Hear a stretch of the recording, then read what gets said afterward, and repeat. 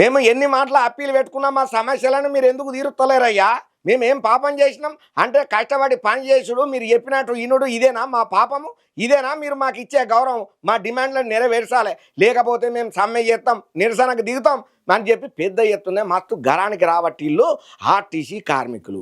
మరి తెలంగాణలో ఉన్నట్టుండి ఆర్టీసీ కార్మికులు సమ్మెకు గనక దిగితే పరిస్థితులు ఎట్లుంటాయో ప్రత్యేకంగా చెప్పాల్సిన పని లేదు. దీని మీద తెలంగాణ సర్కారు ఎట్లా రియాక్ట్ అవుతుందో ఆ వార్త పురాగా తెలుసుకుందాం పాండ్రి.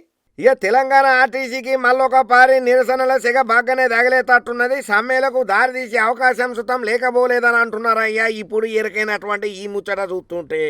ఎందుకయ్యానంటే తెలంగాణ ఆర్టీసీ మళ్ళొక పారి సమ్మెకు రెడీ అవుతున్నది. కార్మికులు ఉద్యోగులు చాలా రోజుల సంధి వాళ్ళ డిమాండ్లను పరిష్కారం చేయాలని ఎన్ని మాటల అప్పీలు పెట్టుకున్నా సుతం ఫాయిదా లేకుండా పోతున్నదట. ఇప్పటికే 3 సార్లు సమ్మె నోటీసులు ఇచ్చిండ్రు. ప్రభుత్వం పట్టించుకోకపోతూనే ఆర్టీసీ జేఏసీ సమ్మెకు దిగాలని చెప్పి మేము నిర్ణయాలు తీసుకున్నాం. ఉద్యోగులకు పూర్తి స్థాయిలో జీతాలు, సర్కారు విలీన ప్రక్రియ, ఉన్న ఉద్యోగ భద్రత, ఆర్టీసీ బస్సులను రాష్ట్ర వ్యాప్తంగా స్వయంగా కొనుగోలు చేసు వంటి డిమాండ్లను ప్రభుత్వం ముందు పెట్టిండ్రు. కానీ కాంగ్రెస్ సర్కార్ అధికారంలోకి వచ్చి ఏడాది అయిపోయినా సుతం చెప్పినటువంటి హామీలు మాత్రం అమల్లోకి రాలేదు. ఇంక అంతేనే కాకుండా విలీన ముచ్చట్లల్లా ఎటువంటి ప్రకటన రాలేదు. పాత బకాయిల గురించి అసలు పత్తానే లేదు. దీంతో బగ్గా అసంతృప్తిలా ఉన్నటువంటి సిబ్బంది సమ్మెనే మార్గంగా మనం తీసుకోవాలి, సమ్మె చేస్తేనే సర్కారు దిగుతుంది, సర్కారు మెడలు వంచాలంటే సమ్మె చేస్తేనే మనం అనుకున్నది సాధిస్తాం, మన డిమాండ్లు నెరవేరుతాయని ఆలోచన చేసినటువంటి ఆర్టీసీ జేఏసీ సమ్మెకు పూనుకున్నదయ్యా.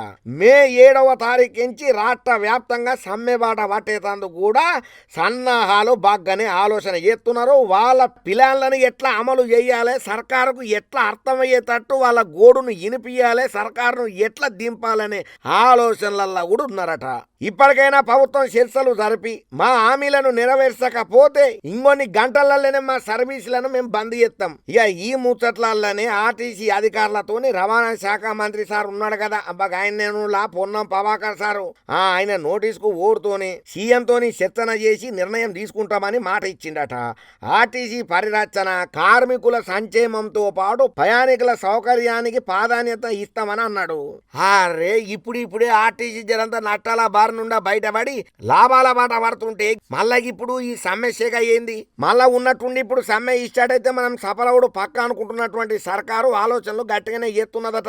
మరి ఉన్నట్టుండి ఆర్టీసీ జేఏసీ కార్మికులు సమ్మెకు దిగితే గనక పబ్లిక్ కూడా మస్తు తక్లీఫ్లు అవుతాయి. కాకపోతే పెద్దలు ఏమంటున్నారంటే అయ్యా గదా సర్కారు ఉన్నది కదా, వాళ్ళు ఆర్టీసీని నిర్వీర్యం చేసిళ్ళు, మేం చేయలే కదా, మిమ్మల్ని మంచిగా చూసుకుంటున్నాం. కాకపోతే కాంగ్రెస్ సర్కారు కొత్తగా అధికారాలకు వచ్చింది కదా, మనం రాష్ట్రంలో ఒక్కొక్కటి పనులను చక్కబెట్టుకుంటూ అభివృద్ధి పదంలో తెలంగాణను ముందరు తీసుకుపోనీకే తెలంగాణ సర్కారు రేవంత్ రెడ్డి సారు పాలన గట్టిగానే ఎత్తున్నాడు. జర్ర సభలు చేయండి, మీ సమస్యలు కూడా తొందరలో పరిష్కారం అయితే. ఓపిక లేకపోతే ఎట్లా?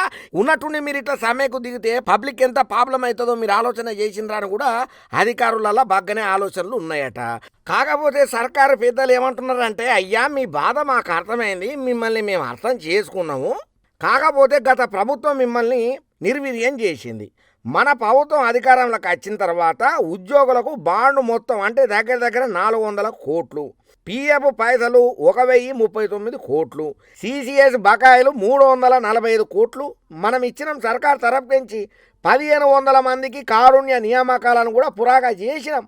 ఆర్టీసీలో 3038 ఉద్యోగాలను భర్తీ చేస్తాం. ఇవన్నీ దృష్టిలో పెట్టుకొని కొంతకాలం ఓపిక పట్టండి అయ్యా. మీరు సమ్మె ఆలోచన చేయకుండ్రి, విరమణ చేసుకోండి. మీ మంచి కోసమే చెప్తున్నా, మన మంచి కోసమే చెప్తున్నా, మన రాష్ట్ర అభివృద్ధి కోసమే చెప్తున్నా, మన తెలంగాణ కోసమే చెప్తున్నానయ్యా అని అంటున్నారట సర్కారు పెద్దలు. సరే మరి సర్కారు పెద్దలు అయితే చెప్తున్నారు, మరి అన్ని గొల్లెం సప్పుళ్ళకెంచి ఆర్టీసీ జేఏసీ పెద్దలు ఎట్లా రియాక్ట్ అవుతారో మనకు మాత్రం ఏం తెలుసు, చూద్దాం.